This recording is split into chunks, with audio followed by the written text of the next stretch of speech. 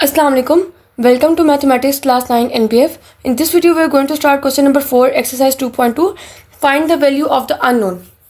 यानी इस क्वेश्चन के जितने भी पार्ट्स हैं उनमें जो भी अननोन्स होंगे हमने उनकी वैल्यू फाइंड करनी है by logarithmic form and by applying exponential form. ठीक है, फर्स्ट पार्ट है हमारे पास log base 5x equal to 5. ठीक है, अब इस पार्ट में आप देखें ये हमारे पास लॉगरिथमिक फॉर्म है, इसको हमने एक्सपोनेंशियल फॉर्म में कन्वर्ट करना है.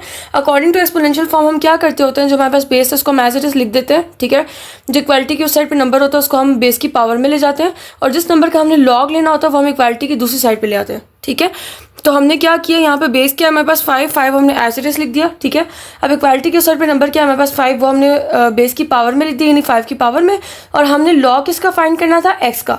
तो x हमने इक्वालिटी की दूसरी साइड पे लिख दिया. ठीक है, 5 इक्वल होता है हमारे पास किसके, 3125 के, और यहाँ से हमारे पास x की वैल्यू क्या आ गई 3125. ठीक है, तो आई होप आपको इस पार्ट की समझ आ गई होगी. So now we moving towards our next part is b raise to the power -3/4 equal to 1/27. ठीक है, अब ये देखें हमारे पास एक्सपोनेंशियल फॉर्म है, इसको हमने लॉगरिथमिक फॉर्म में कन्वर्ट करना है. लॉगरिथमिक फॉर्म क्या होती है, जिस नंबर की पावर होती है वो हमारे पास लॉग की बेस में चला जाता है. ठीक है, जो हमारे पास इक्वालिटी की दूसरी साइड पर नंबर होता है उसको हम लॉग के साथ लिख देते हैं, यानी उस नंबर का हमने लॉग लेना होता है बेसिकली इन लॉगरिथमिक फॉर्म. ठीक है, और जो हमारे पास पावर होती है उसको हम इक्वालिटी की दूसरी साइड पर ले जाते हैं. ठीक है, अब इसके बाद हमने दोबारा इसको जो एक्सपोनेंशियल फॉर्म है उसमें कन्वर्ट कर दिया. ठीक है, यानी इसकी लॉगरिथमिक फॉर्म में दोबारा हम इसको एक्सपोनेंशियल फॉर्म में ले आए. ठीक है, b की पावर -3/4 इक्वल टू 1/27 है. 27 3 की पावर 3 है. ठीक है, तो मैंने 27 को 3 की पावर 3 लिख दिया. ठीक है, अब यहाँ पे देखें 3 की पावर 3 है, ऊपर जाकर 3 की पावर -3 हो जाएगा. ठीक है, अब मैंने क्या किया, अब b की पावर क्या है -3/4 है, तो मैं क्या उसको इस तरह से लिख सकती हूँ b की पावर 1/4 होल -3.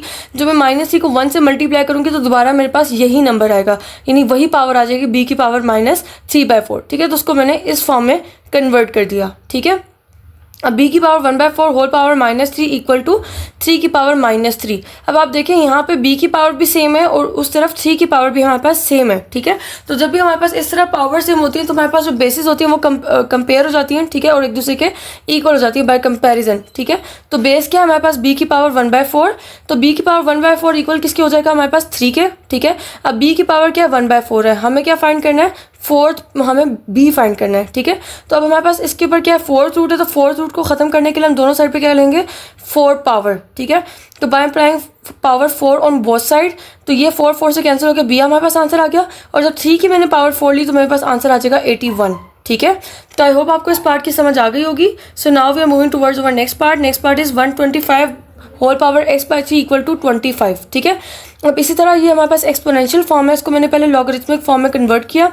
लॉगरिथमिक फॉर्म क्या है, log base 125 into 25 equal to x/3. ठीक है, जिस नंबर की पावर होती है वो हमारे पास लॉग की बेस में चली जाती है. ठीक है, जो इक्वालिटी की दूसरी साइड पर नंबर होता है वो बेसिकली लॉगरिथमिक फॉर्म में उसका लॉग लिया जाता है. ठीक है, तो 25 यहाँ पे आ गया और जो पावर होती है वो हम इक्वालिटी की दूसरी साइड पे ले जाते हैं. ठीक है, वापस इसको हमने एक्सपोनेंशियल फॉर्म में कन्वर्ट कर दिया. अब 125 है तो 5 को अगर हम 3 टाइम्स मल्टीप्लाई करें तो हमारे पास आंसर आता है 125. तो 5 पावर 3 और ये हमारे पास मल्टीप्लाई होगी x/3 से, जो पहले हमारे पास एग्जिस्टिंग पावर थी ऑलरेडी. ठीक है, अब 25 है तो 25 को मैं लिख सकती हूँ 5 की पावर 2.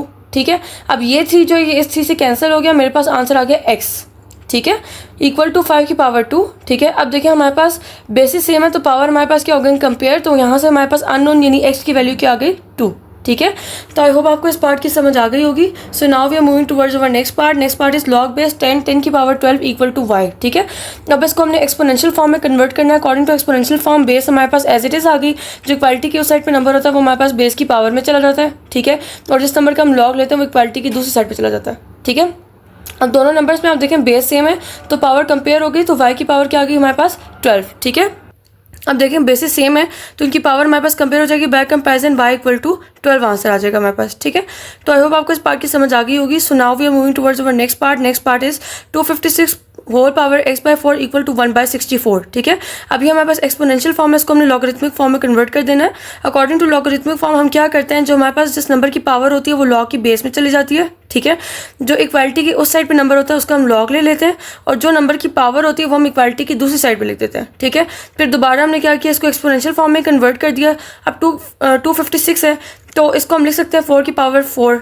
ठीक है, और ये जो 4 की पावर 4 है ये x/4 से हमारे पास मल्टीप्लाई हो जाएगा, जो हमारे पास ऑलरेडी एग्जिस्टिंग पावर है. ठीक है, और जो हमारे पास है दूसरी साइड पे 1/64 इसको हमने लिख दिया 4 की पावर 3। 4 की पावर 3 लिखूँ या 64 लिखूँ, बात मेरे पास एक ही है, ठीक है। अब ये 4 की पावर 3 है, ऊपर जाके 4 की पावर -3 हो जाएगा, ठीक है।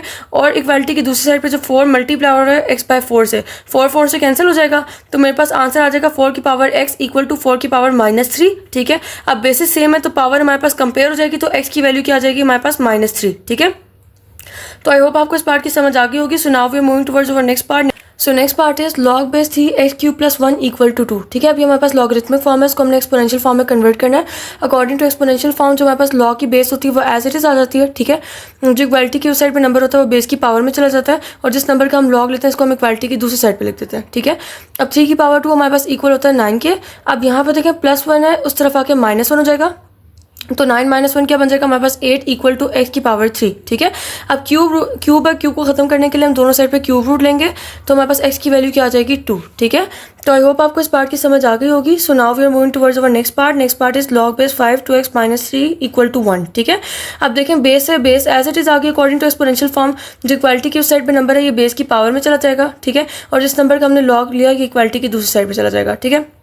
5 की power 1 equal to 5 equal to 2x - 3 आ गया। अब ये -3 है, इक्वालिटी की उस तरफ जाके +3 हो जाएगा। 5 + 3 equal to 8 equal to 2x। अब ये 2 यहाँ पे x के साथ मल्टीप्लाई हो रहा है, इक्वालिटी की दूसरी तरफ जाके ये डिवाइड हो जाएगा, तो 4 इक्वल टू x आ गया, ठीक है। तो आई होप आपको इस पार्ट की समझ आ गई होगी। So now we move towards our last part. Last part is 2x + 1 equal to 2 की पावर 3।